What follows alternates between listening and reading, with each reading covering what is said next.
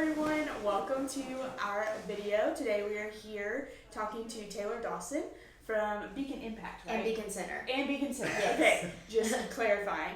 About ESAs, we know that some of y'all have had questions with this new legislation that's come down the pike, and so we are here to talk to her. She knows everything about ESAs, has done a couple videos on it. And yeah, so tell us a little bit about you and what you do. Yeah, so the Beacon Center is Tennessee's free market think tank. So we specialize in policies that have to do with small government, free markets, basically just freedom in general. And in addition to the Beacon Center, which is our research and education branch, we have Beacon Impact, which is our advocacy arm. And the two of them work together. The Beacon Center does a lot of research, and Beacon Impact takes those and turns it into policy change.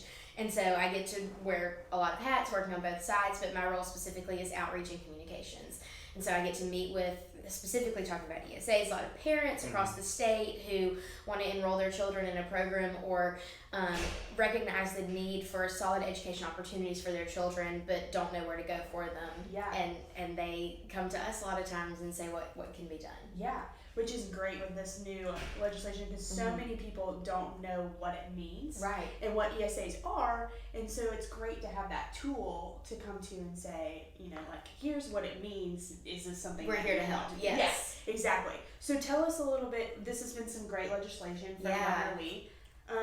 Tell us a little bit about what the ESA legislation is. Well, and maybe I should preface, ESAs are education savings accounts. Yeah. Probably should have started out that way. But tell us a little bit about that legislation and what that means for parents here. Yeah, so for a long time in Tennessee, we've been looking at school choice opportunities. It's kind of something that's been sweeping the nation is, talking about freedom. I always say that Beacon is like a cheerleader for freedom. Yeah. So in the name of freedom, you should be able to send your children to school that you choose. That's my opinion. That's the opinion of a lot of people kind of in our space. And so Governor Lee came into office saying, I'm a proponent of freedom in education. I'm a proponent of parental choice. And this ESA bill was his first thing, first kind of foray into that space. I mean, coming out of the gate with something really strong. Yeah, which is great, super bold. And so this ESA bill is kind of the first step into that space. And so basically what an ESA is, like a health savings account. I don't know, a lot of people have health savings accounts. I have one where you have like a debit card that you can use for health related expenditures, whether it's like a prescription or a doctor's visit or a new pair of glasses, whatever. And ESA is very similar to that, where a parent can opt into the program and use the money that's shifted from one portion of the state budget into another portion to go toward their child's education. That is awesome. That was a mouthful. Yeah, it was. But it worked. It's great. So and then those I'm trying to think of the right word. Those things that they can buy with their debit card. Yeah. Are like, it could be tutoring, it could be ACT It credit. can be a number of different Right. things. We already have a program in Tennessee, the individual education Yeah. accounts, where for special needs children, their parents can opt into a similar program. So the ESA program takes that program that we already have that has seen good results and expands it to other students across the state in Nashville and in Memphis. Yeah, which is so exciting to have for them to have all those opportunities, and it just opens up so many different. It totally does. It Pathways gives for them. parents and children kind of the opportunity to choose what path they want to take with their education. And it's not saying, one is better than the other. It's just a simple choice. Which is it's a common myth. It's like, it is. it's saying that like private school is better or like public schools are terrible. It's not, if that's not where they choose to send their kid to school. Exactly. Just because you choose one thing doesn't make the other option a terrible option. We'll talk to a lot of like public school advocates, and they're like, you saying school choice means you hate public schools. We're like, no, it's not just what it means at all. I just don't think one size fits all. Like, exactly, and you can see that a lot. I mean, even in my family, my sister and I are completely different. I am very right brain, she's very left brain. We learn in completely different ways. If you looked at us going through high school, you would have thought these kids need like two completely different like learning styles. Yeah. And that's just under the same roof. Yeah. I mean, you see it if you have multiple children, you can see it in your home. I'm sure. Like, between us so two, it looks and our like. brother, I mean, it's just yeah. completely different, and so you're not saying that one way is better. Just like you're not saying one child's way of learning is better than the other. You're just saying that people need different options. Absolutely. And we were talking earlier, another common myth is that ESAs and vouchers are the same. Oh, gosh. Which we were talking about as really, one it really keeps me up at night. So explain to our parents in our group what a voucher is, because it is another option, a voucher. Yes. And it is helpful for students to have that option, but it is very different but that's from not an what ESA we're talking program. about. Exactly. Yeah. So a voucher is very limited. So ESAs are like vouchers 2.0. That's how our CEO has described them to me. So a voucher is very limited. With a voucher, you can take money and you go to a private school. Period. Like those are the confines of vouchers. ESAs open that up in such a broad way. We talked about it just a second ago. You can use it for tutoring, for education-related therapies, for so many things that fall underneath textbooks, fall underneath the realm of education to, again, if I said it once, I'll say it a million times, freedom in what your choice is in education. So vouchers, I think that what has happened is people are trying to politicize the issue so much, and the word of voucher is a very polarizing word. I've been in the public policy space for 5 years now, and I know when you say voucher, people spike up. Voucher is a very polarizing word, and that's not what this is. This is truly a way to give so much freedom to parents to choose what's best for their child. Yeah. 100%. So are there any other facts or fictions? I know y'all have done a video about this at Beacon. Are there any that we haven't discussed that you think would be important for our audience to know? We did a big myths versus truths thing. I think that one thing that people talk about is fiscal conservatism. I'm a big time fiscal conservative, and people look at the cost of the program, and you look at headlines and you Google Tennessee ESA, and the first thing that pops up is it's going to cost this, it's going to cost that. Really, the way that the program is structured is very fiscally conservative. So it's not like we're raising taxes and coming up with new money. As a matter of fact, the legislature lowered tax. They're going to be getting less tax money next year. Yeah, seriously, hands up for that. So we hear a lot that the fiscal conservatism issue comes up, and they're like, well, it's going to cost so much money. It's really not. It's going to redirect funds that already exist and allow the taxpayers to use their money the way that they determine. In other states that have done these programs, it's not like 100% of students are going to opt in and people are just going to be flocking away from public schools. Yeah. This is going to be a slow, over time, incremental change where you will see better and better and better results. And Beacon has research. If you're a research person, we've got research papers on our website that show, that demonstrate what student outcomes look like and how public spending in public education works. And there's just a lot of numbers that back up the fact that this is a really good option. And what I love so much about being on the state level in public policy is that we can try things. Yeah. So when you work in the federal government, there's so many layers of bureaucracy that you have to go through that a program like this can never go through the federal government and be instituted in the states. But the fact that the state, on the state level, we are, as the founders called it, laboratories of democracy. We can try out different things. Yeah.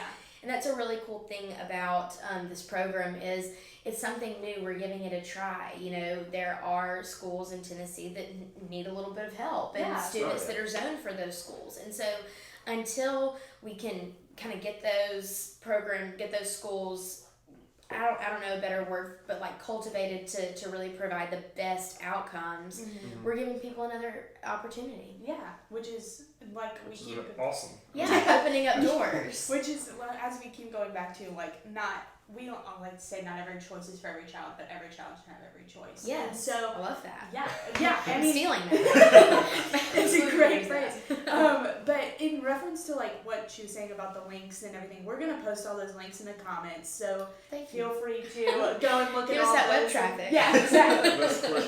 Yes, we have to help each other out. Yes. Well, I'll also get you in the group so that's great. When we do get this video going, you can comment any questions that are coming up. We'll be able to answer. Yeah, that's the thing about Beacon that probably should have said, we are around to answer questions. I don't work on like a commission basis. Like, we are here to answer questions from whoever wants to ask them, and so I'm super available. They all are a Tennessee-based group. Yes. Correct? So they're here in Tennessee.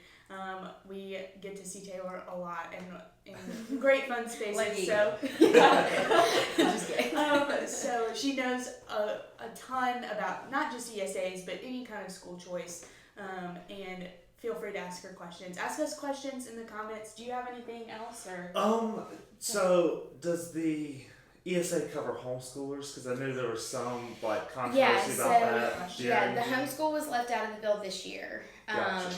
But the way that I've kind of like branded it to people is there has to be a first step.